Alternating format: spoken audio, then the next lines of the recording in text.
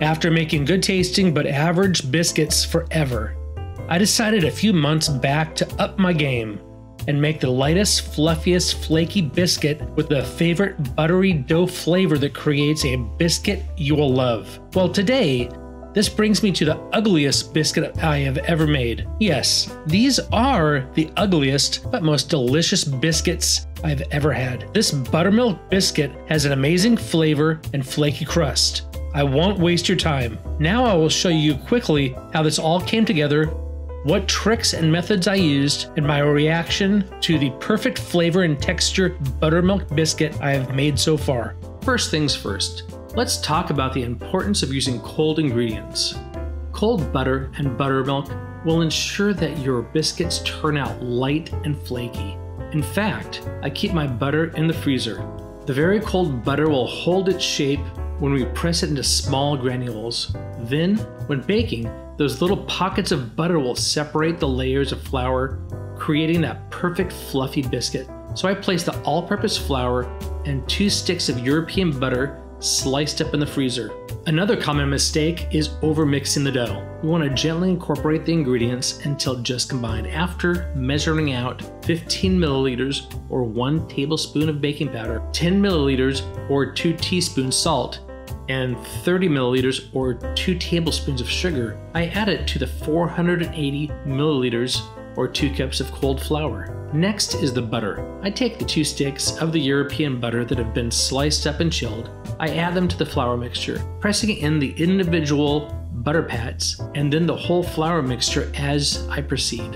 In the best scenario, I will have all the butter pressed into small flat flakes about the size of a flat pea.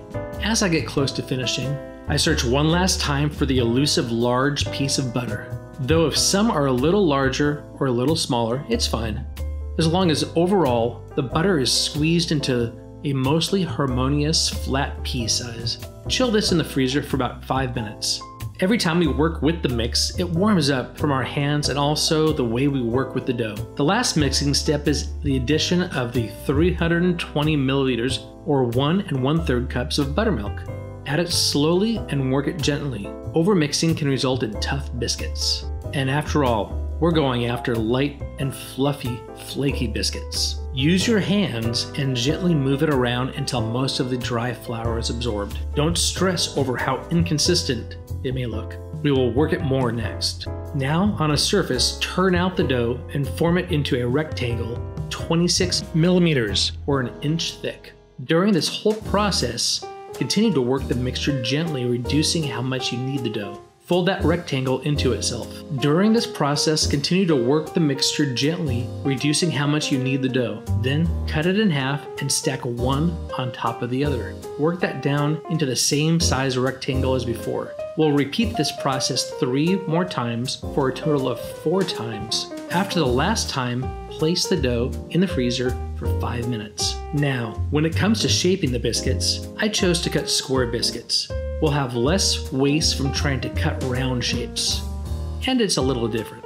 I flour the dough cutter so that when cutting, the dough cutter won't pinch the dough. You want those edges to be high and happy. Place them on a lined sheet tray. Now, put them back in the freezer for the last 15-minute cool. The reason we do this is because the cold dough will rise and be happier than a warm dough. Lastly, don't forget the finishing touch. I use a generous brushing of buttermilk. It adds a beautiful golden color and an extra layer of flavor. You can use butter also. Some people choose to use an egg. Place into an oven, set to bake at 218 Celsius or 425 Fahrenheit for 20 minutes. Turn the tray halfway through for an even bake.